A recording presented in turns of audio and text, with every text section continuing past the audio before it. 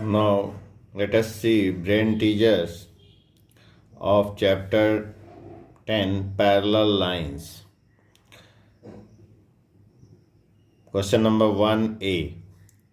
Tick the correct option.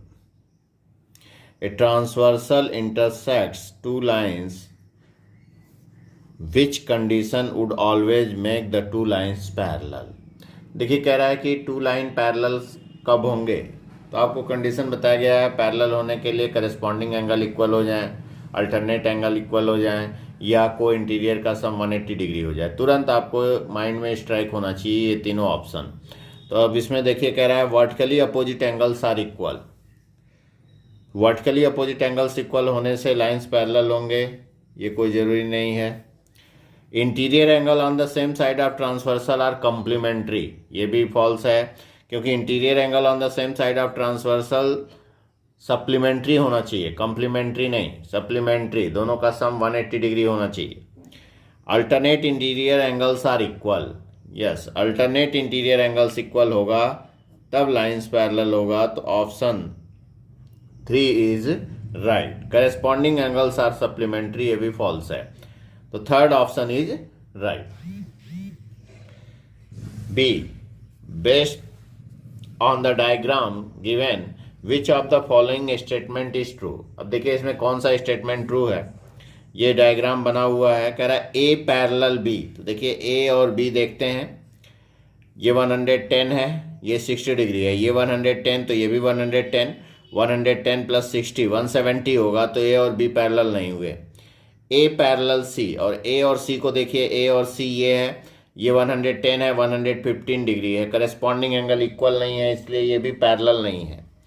B और सी को देखिए, बी एंड सी, ये 60 डिग्री है तो ये भी 60 डिग्री होगा, 60 plus 115 degree is equal to 175 degree, not equal to 180, so these are not parallel. B and C are not parallel.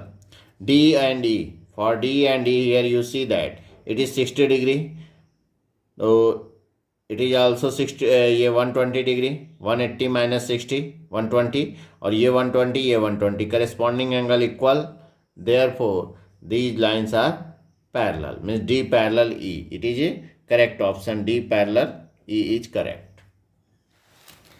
C,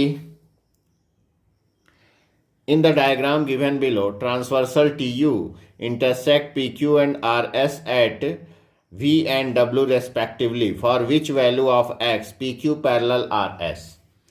अब देखिए यहाँ पे X की वैल्यू निकालनी है, PQ और RS पैरेलल कब होंगे।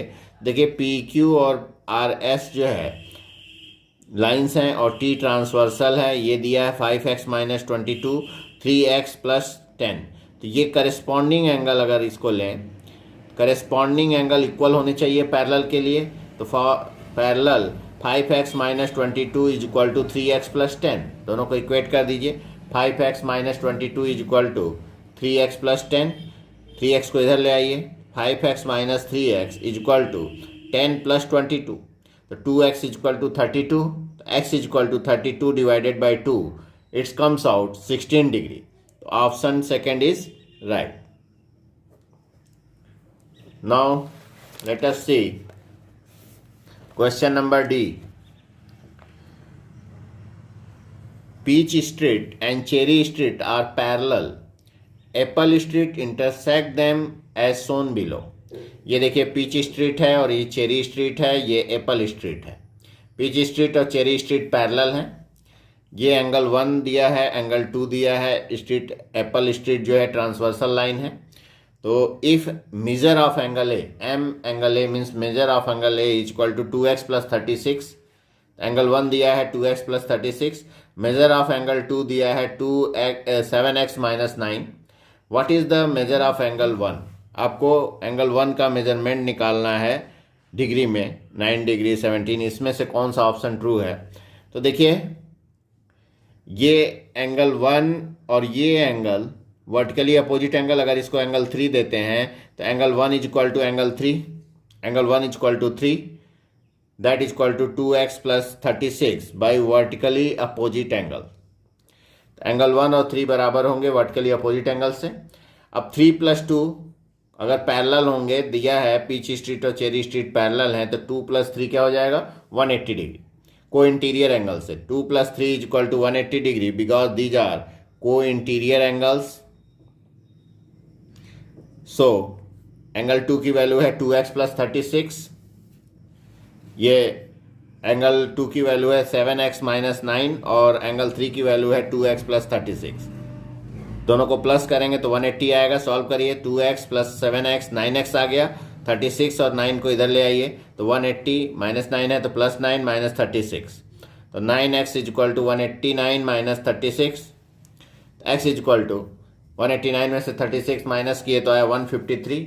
153 डिवाइडेड बाई ये 9 नीचे आ गया, तो 9 से इसको कैंसिल किए तो आ गया 17। तो एंगल 1 इज इक्वल टू, देखिए एंगल 1 है 2x + 36, तो 2 इंटू एक्स की वैल्यू 17 आई, 2 इंटू 17 + 36, तो 2 इंटू 17 हुआ 34 + 36, तो 34 + 36 दैट कम्स आउट 70 डिग्री।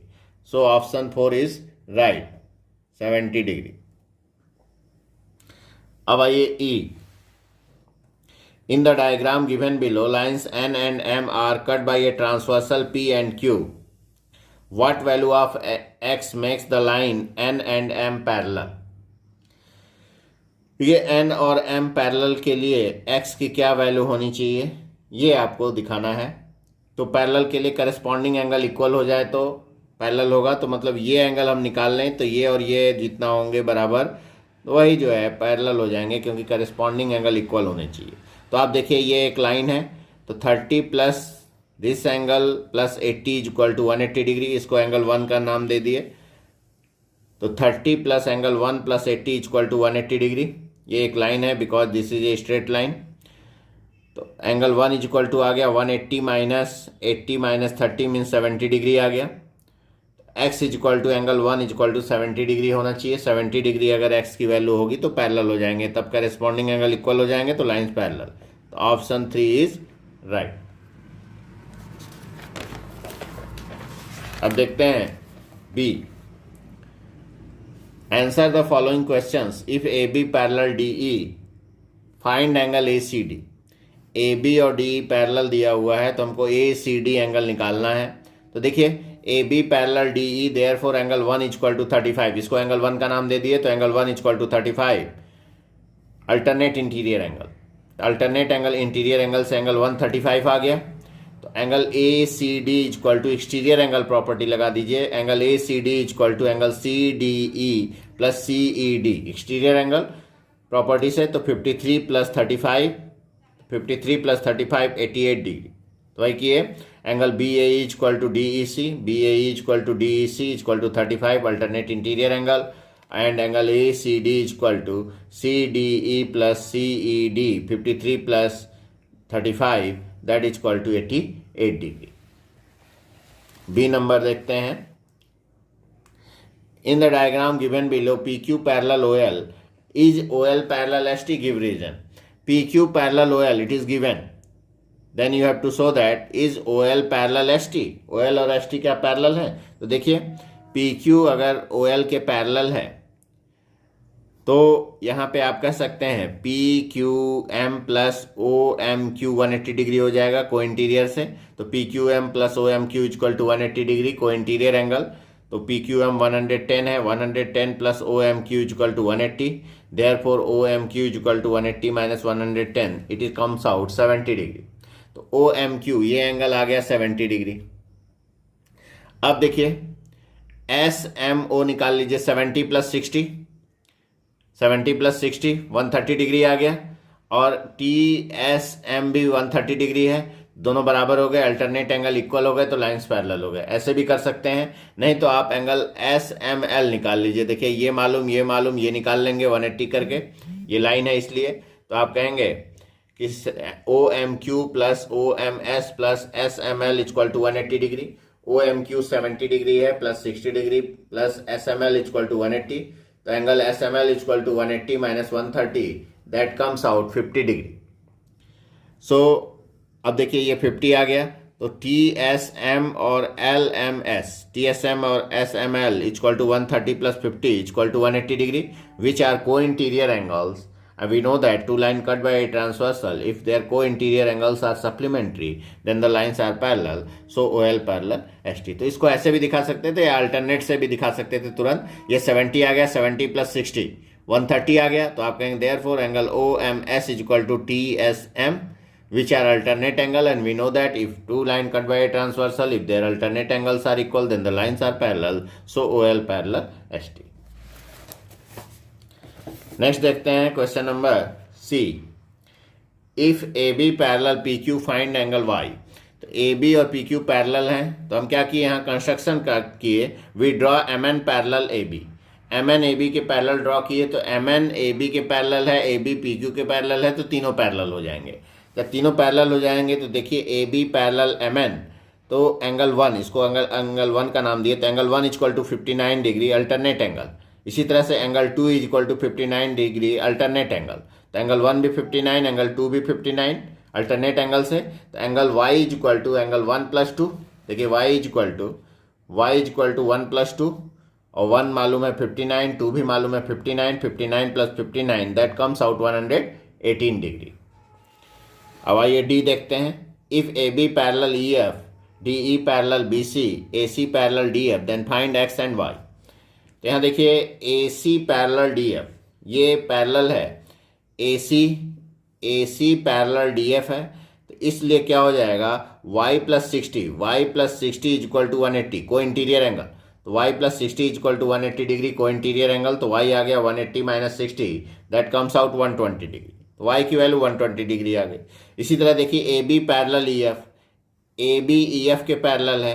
तो एंगल 1 + 110 180 डिग्री आ गया. इसको एंगल 1 मान लिए तो 1 + 110 180 डिग्री. तो एंगल 1 आ गया 180 - 110 70 डिग्री. ये एंगल 1 आया.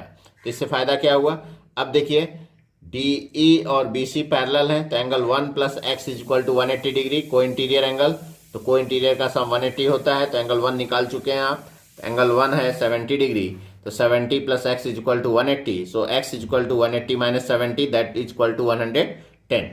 So answer is x is equal to 110 and y is equal to 120 degree. देखिए for what value of x is L parallel M. तो L और M दिया हुआ है. तो x की किस वैल्यू के लिए पैरेलल होगा. तो पैरेलल के लिए इन दोनों का सम 180 डिग्री होना चाहिए. को इंटीरियर का सम 180 डिग्री हो जाए. देखिए ये 45 डिग्री है. तो एंगल 145 वर्टिकली अपोजिट एंगल. तो angle 1 is equal to 45 degree by vertically opposite angles. अब देखिए